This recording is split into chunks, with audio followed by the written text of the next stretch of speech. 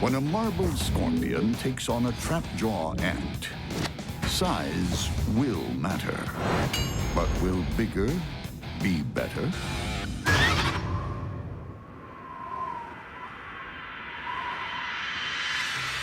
This ancient rainforest is home to one of the bug world's most durable survivors, the marbled scorpion. Its weapons might be primitive, but they've been tested by time.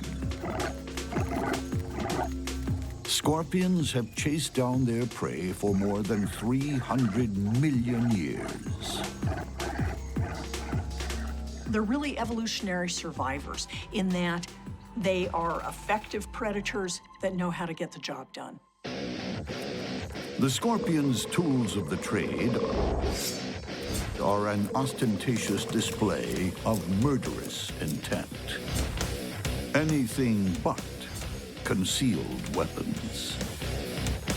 Scorpions have two main weapons. They have their pinchers, where they're able to grab prey, hold it, and tear it apart. In addition, they have the tail with a venomous stinger at the end. So they're able to grab prey, crush it, and sting it. Scorpion venom can kill in an instant. But its eyesight is weak. Instead, the scorpion locates its prey with sensory organs that work like high-tech antennae. They've got something that are known as pectines behind their fourth pair of legs on their belly. They act like radar, so they're very sensitive to chemical information, to vibratory information on the ground below them. The marbled scorpion is also very wily.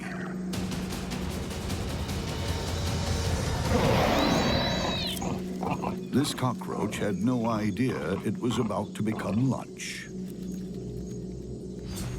Grabbed and stung, it's carried away to be ripped apart and devoured.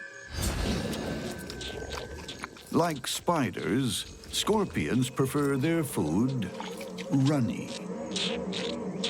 Draining the liquefied flesh of this cockroach is like sipping a meat martini.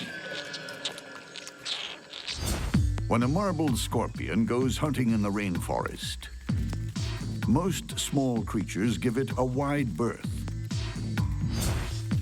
But not all are so easily intimidated.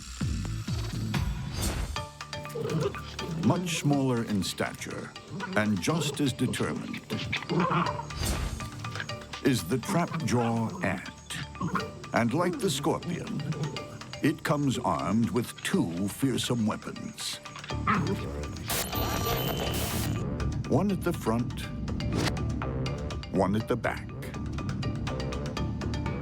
The trap-jaw sting is very potent, and because they can use it over and over again, they can come in for a first strike, back off, and then just wait for the venom to start to take effect, and then come in for another series of stings to finish the prey off.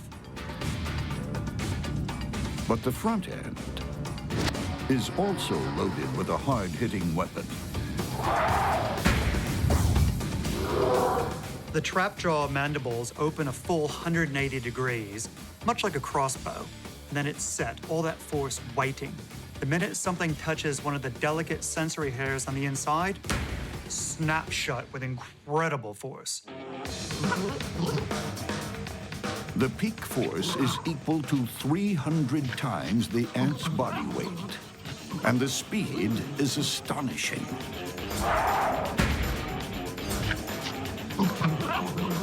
2,300 times faster than the blink of a human eye.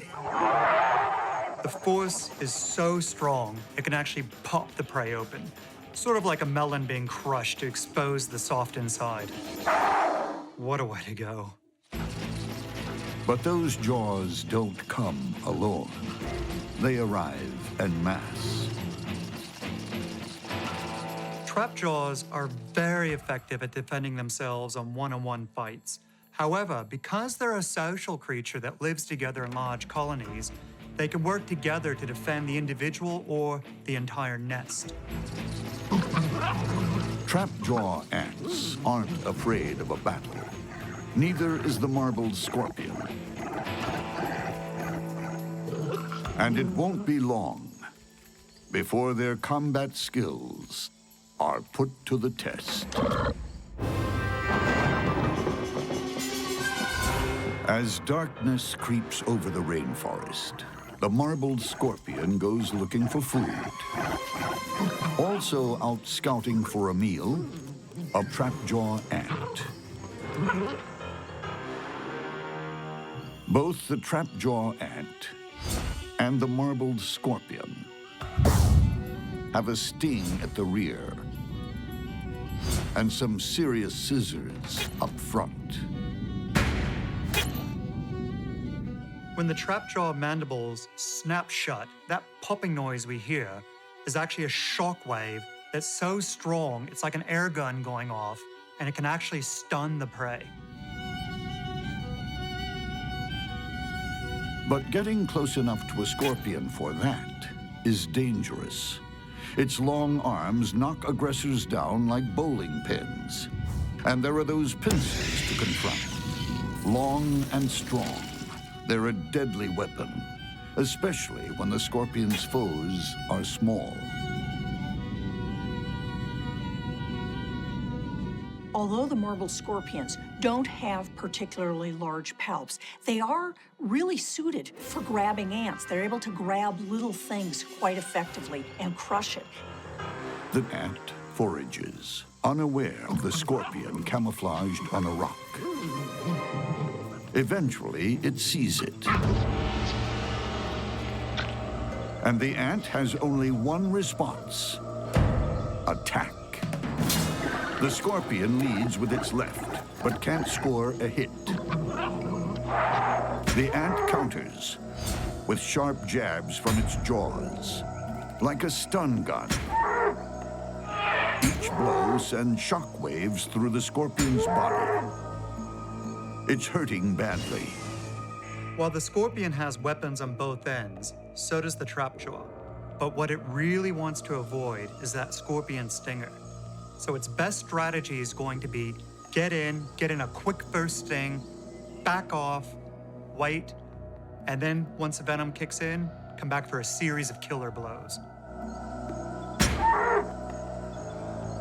The strategy is working. The scorpion is down, but not out. The lone ant calls for reinforcements. These ants, they're constantly in communication with each other through touch, body movement, the use of chemical signals. The call to arms is fast and effective. Troops arrive in force. This doesn't look good. Scorpion should get out of there as quick as possible. The scorpion is totally outnumbered.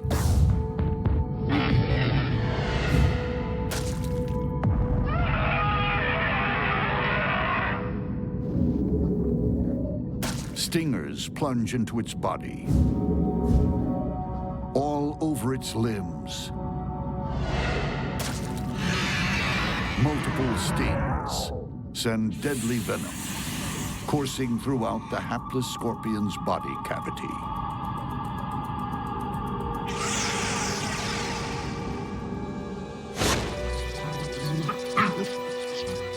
Totally paralyzed, those once fearsome claws are useless.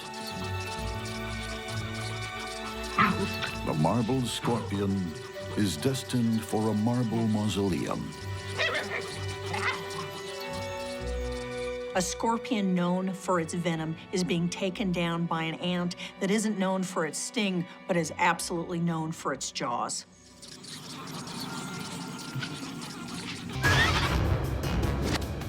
When a giant rhinoceros beetle encounters a swarm of voracious meat ants,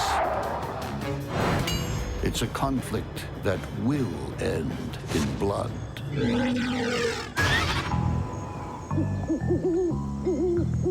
Rhinoceros beetles are like tanks on the bug battlefield.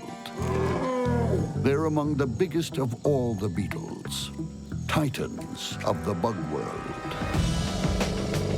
Rhinoceros beetles aren't misnamed. They're big, they're kind of clumsy, but they have a thick, heavy, sclerotized exoskeleton that is incredibly hard to pierce.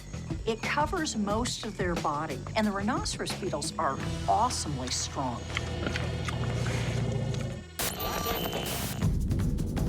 On a power-to-weight ratio, these battle bugs are the strongest animals on the face of the earth.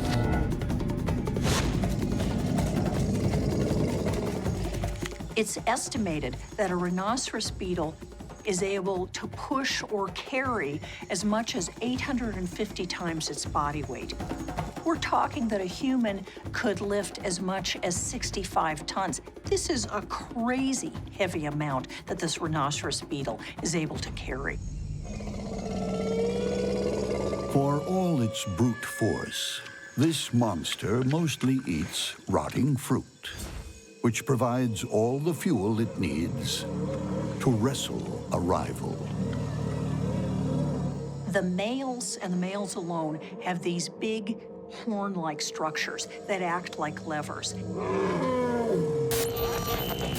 Each male has two forked horns, one on the head, the other on the top of the prothorax.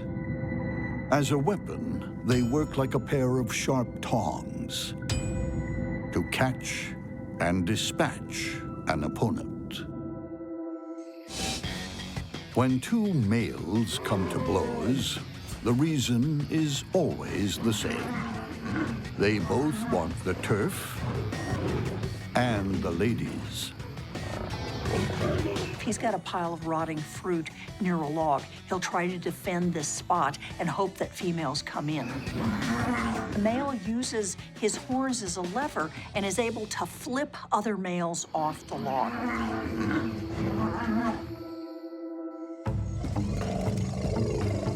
But for all his brutish ways, the rhinoceros beetle has one surprising trick up his sleeve. He can fly. The rhinoceros beetle almost transforms itself when it gets ready to fly. It opens its four wings in a click and then lumbers into flight. These are not great flyers. It takes to the air with all the grace you'd expect from a tank with wings. Still, it's a talent that could save its life. And he may need an escape strategy if he strays into meat ant territory. One single ant isn't much of a threat. But where you find one, you'll find many. Individual nests can contain tens of thousands of ants, but they're often linked together into super colonies that can contain hundreds of thousands or more. Meat ants don't sting, but they bite with a vengeance, with mandibles honed like steel shears to rip through raw flesh. For the victim, it's death by 1,000 cuts. The ants just swarm over whatever they're attacking, and all those tiny little jaws keep snipping and snipping and snipping until it's history. They can make an animal much larger than them run for the hills. Whenever a meat ant is moving, it's hunting. And there are many mouths to feed. Meat ant colonies have multiple queens, all pumping out larvae that need to be fed. This is why the colonies are always on the hunt. They just have so many larvae back at home screaming for energy-rich food. And when they go hunting, meat ants will go on the attack at any time. These soldiers join forces at a moment's notice. News of a conflict spreads fast through the troops. When an intruder stumbles into the ants' area, the message goes out very, very quickly. It literally spreads like wildfire. Vibration and touch play their parts. But specific chemical signals, pheromones, are the real key to communication. Before you know it, a swarm is on the way, ready to defend against anything. In the eternal tussle for insect supremacy, some bugs are Goliaths, and some more like Davids with a bad attitude. Meat ants are really kind of ill-behaved ants. These are aggressive ants that are perfectly willing to attack. They're scary ants. Meat ants are active in daylight, while rhinoceros beetles get busy at night.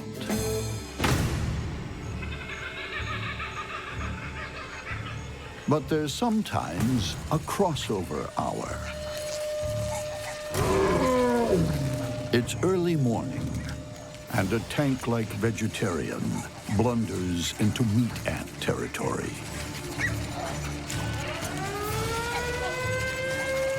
The alarm goes out through the colony. The ants have sent out the chemical signal to call in further reinforcements. So if the beetle's in trouble now, soon he's going to be in even bigger trouble. As the ants start nipping at his heels, he loses his balance and falls onto the nest. The beetle's best defense is its impenetrable armor. Really, the only places where these ants are going to be able to get in and bite at the rhinoceros beetle effectively is at its joints.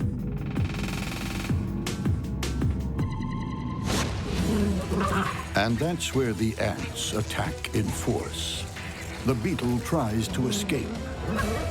He needs to get clear to fly away. But carrying vicious ants as excess baggage, he can't get to the runway. The best thing it could do is fly away, but it gets ready to fly really slowly. The ants dig deeper now. They crawl inside the skin of their prey, spraying formic acid. Savagely and relentlessly, dozens of mandibles are biting the beetle to death. At this point, the beetle's armor is useless. The ants are going to crawl into every crevice they can and bite him into oblivion. In this battle, size becomes a disadvantage. A lumbering armored tank is no match for armor-piercing infantry. What happens when a deadly tree scorpion invades a green ant kingdom? It's a call to arms, to defend the empire.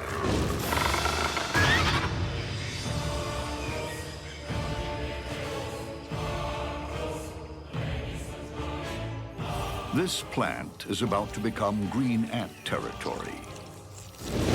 In less than a day, they will swarm over its leaves and bend them to their will.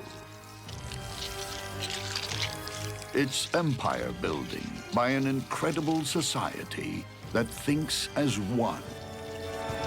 Colonies are interesting things. This is where hundreds of individuals behave like a single organism. They may think as one, but they're divided into specialist teams. There are workers, porters, guards, and beneath this swarm of servants, a queen.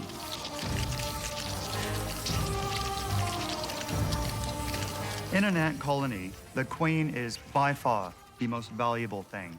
She sits there day in, day out, pumping out hundreds of eggs. Construction on the Queen's castle is underway.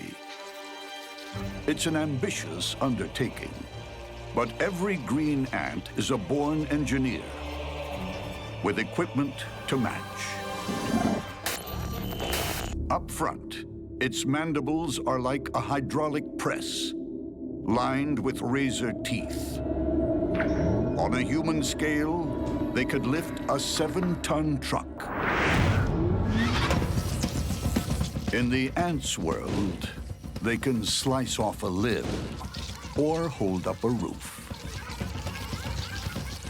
Imagine us being able to lift something hundreds of times our body weight using just our mouth. With their jaws and legs, ants become heavy machinery, pulling massive leaves into a cocoon. For adhesive, they use silk spun from larvae, carried around like living bags of glue. But this Army Corps of Engineers isn't just building a new kingdom, they're defending it. For other bugs, it's become a no-go zone. Any breach is met with overwhelming force. The strength of green ants is in numbers. While some of them will pin the prey down, others will come by and bite it over and over and over again until it's defeated. Like a crack commando unit, a squad immobilizes the Beetle,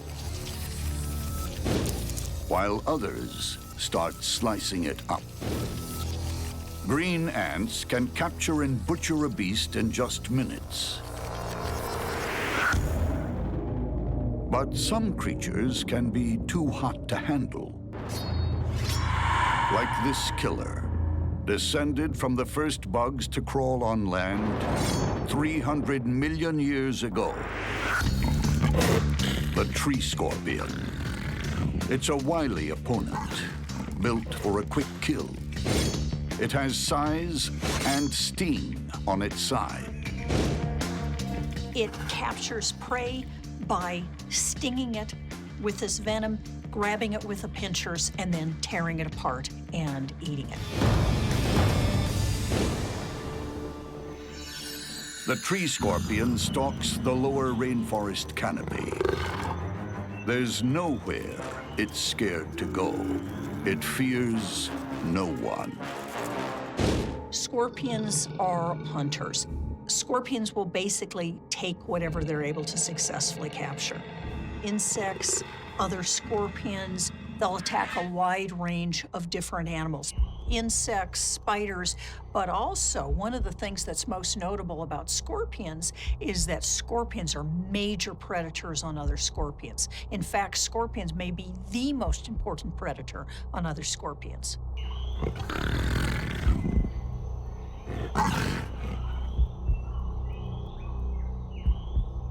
Its confidence and lethal advantage come from supersensitive hairs on its legs and body.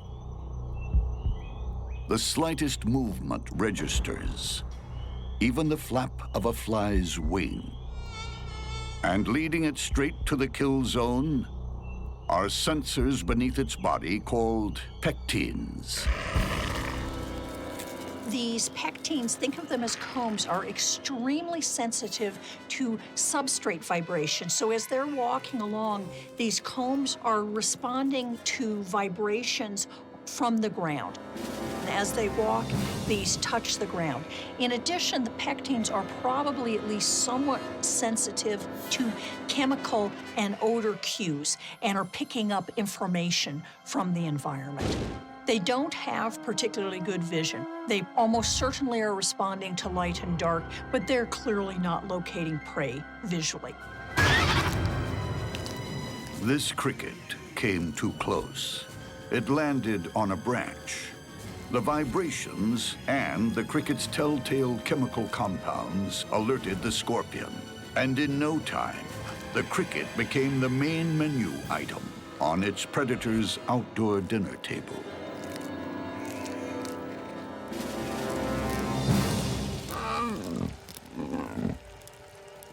The tree scorpion has bizarre table manners. Its mouth has claws.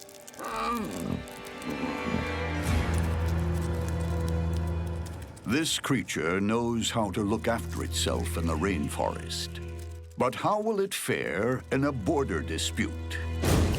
Nearby, the ant empire is expanding overnight.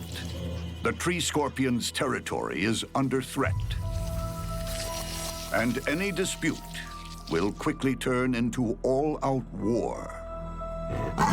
When a green ant colony attacks a much larger animal, anything that can be bitten will be bitten.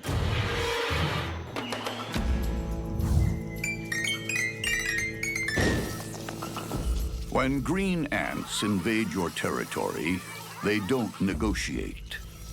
They simply arrive in their thousands and start building an empire. There's no diplomacy, no discussion. They owe allegiance only to their queen.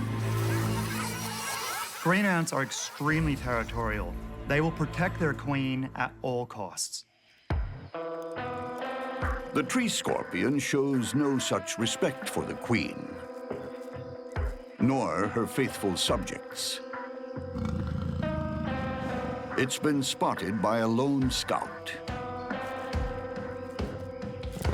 It's David versus Goliath. But no one's told the green ant.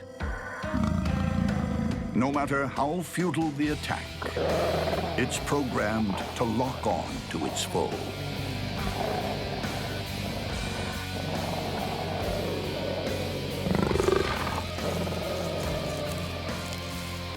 The scout is easily dispatched, but it has sent out a chemical distress signal. It's like sounding an air raid siren inside the colony. The defensive strategy of the green ants is built all around teamwork, sending out chemical messages that'll bring in lots of ants. You'll have hundreds of them pouring into that one area. The colony mobilizes for war.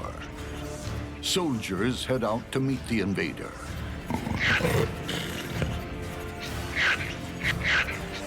The tree scorpion tries to beat a retreat, but it's surrounded. This is where the real fight begins. Once the green ants start operating as a team, their effectiveness takes an exponential leap. It's a case of 1 + 1 = 3. Ant numbers swell quickly. Each attaches itself, trying to outmaneuver the giant intruder. Sensing an advantage, the ants deploy their weapon of mass destruction, a cloud of formic acid. Sprayed from each ant's abdomen, the cloud is like pouring molten lava on the scorpion's wounds.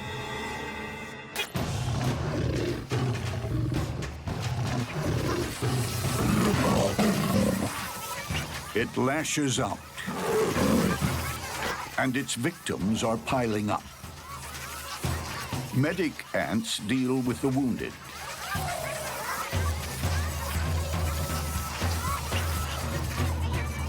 But more soldiers swarm in to replace the dead and dying.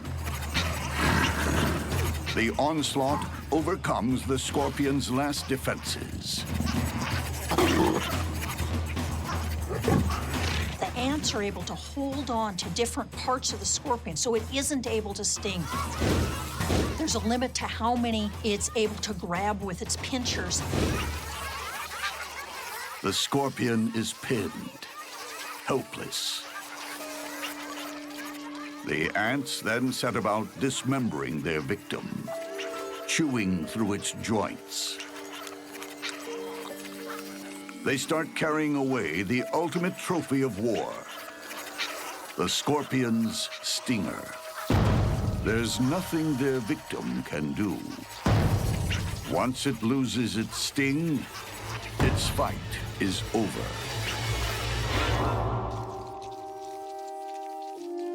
Many ants have made the ultimate sacrifice.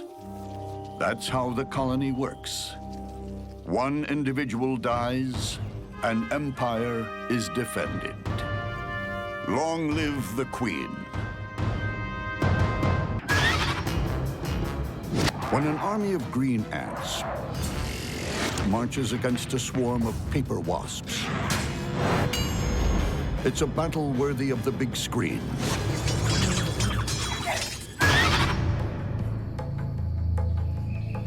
Above the ground, a high-rise militia goes through its maneuvers.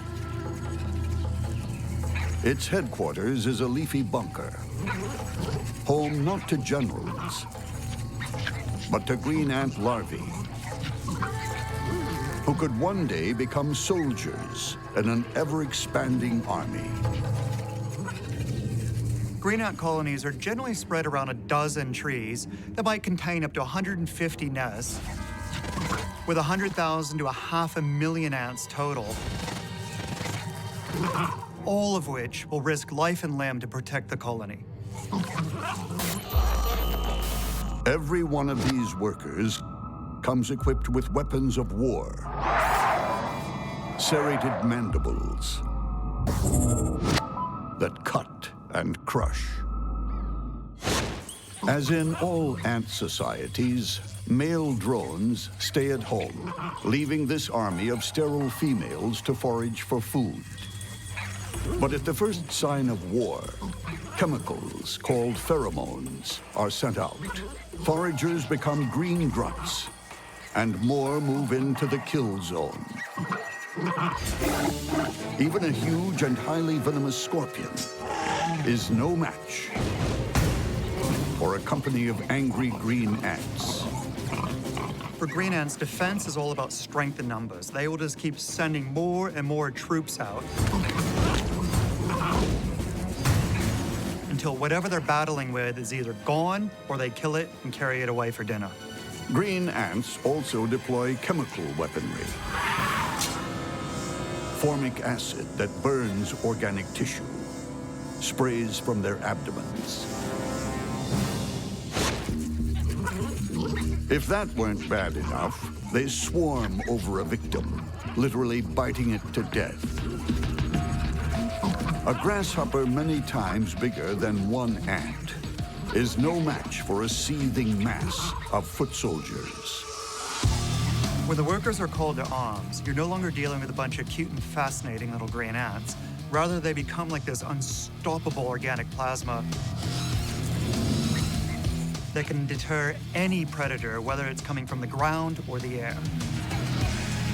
Victims become helpless marionettes, dancing to the tune of a swarm of single-minded puppeteers.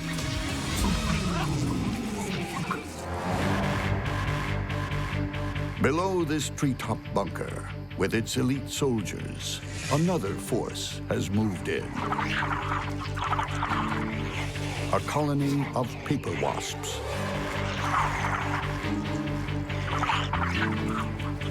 In a skirmish, they use their aerial maneuverability like a weapon.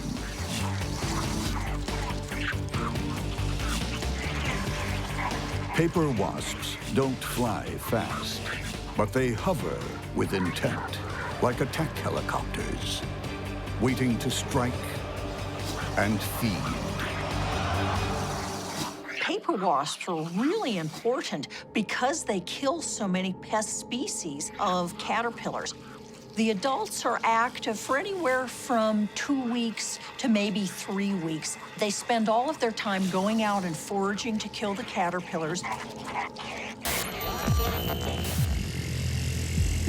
Like the ants, most of the wasp foraging force are sterile females, with heavy artillery at the front and some big guns at the rear.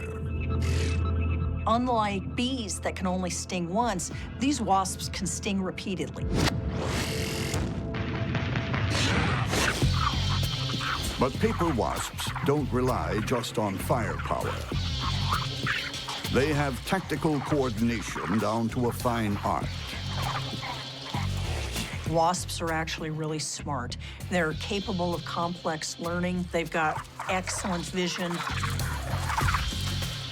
Like green ants, adult paper wasps hunt and kill only to feed their larvae. Their own survival depends on it. Wasps feed the larvae with captured caterpillars. In turn, the larvae produce nutrient-rich saliva that's fed back to the adults. Life goes on in the paper wasp nest and the green ant colony.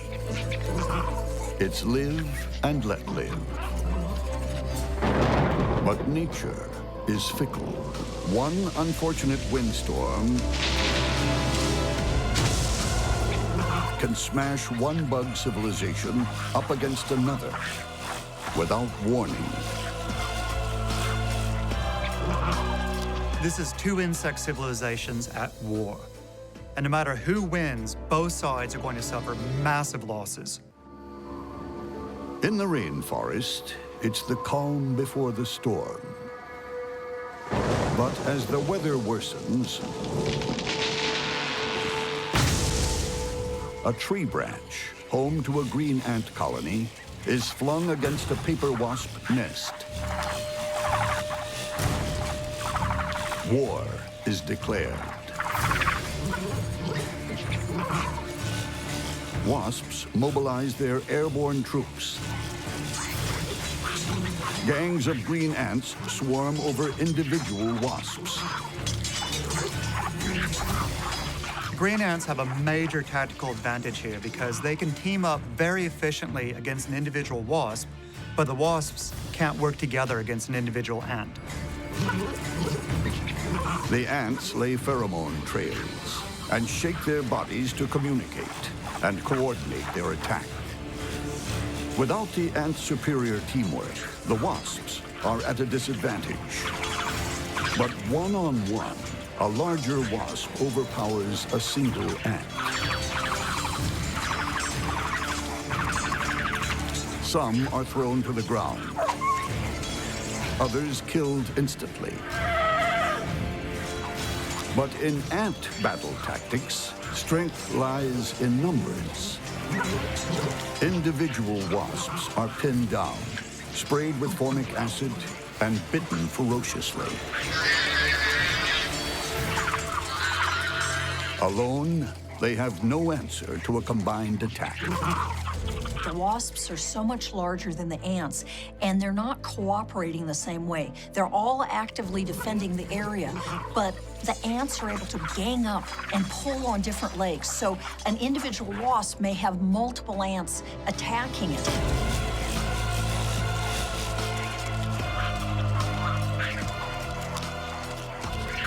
A raiding party of green ants bursts into the paper wasp nursery.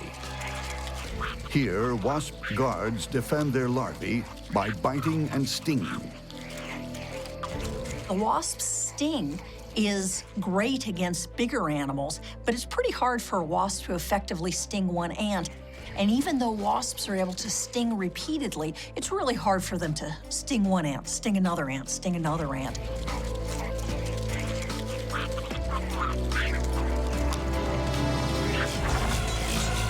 The green ants may have the upper hand, but now the wasps retaliate.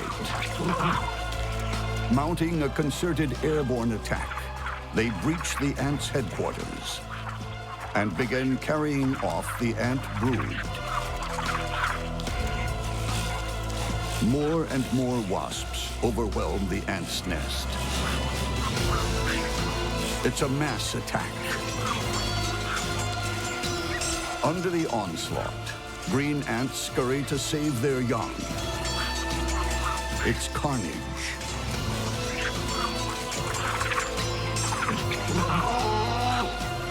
The battlefield is littered with the wounded, the dying, and the dead. All either colony can do is pick up the pieces and start over again.